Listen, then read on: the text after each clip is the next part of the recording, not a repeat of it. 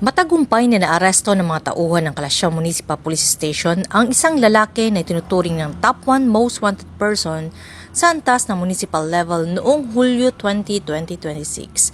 Dahong alas 3:50 ng hapon, isinagawa ang operasyon sa Poblacion West, Kalasyaw, Pangasinan at naaresto sa alias Randy. Sa bisa ng warrant of arrest, kaugnay ng kasong paglabag sa Republic Act No. 10883 o New Anti-Carnapping Act of 2016 na walang rekomendadong piyansa para sa kanyang pansamantalang kalayaan.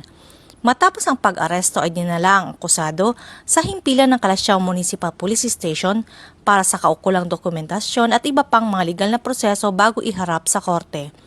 Patuloy naman ang pagpapaigting ng Kalasyaw Municipal Police Station sa kampanya laban sa mga wanted person at iba pang mabag sa batas upang mapanatili ang kapayapaan at kaayusan ng komunidad.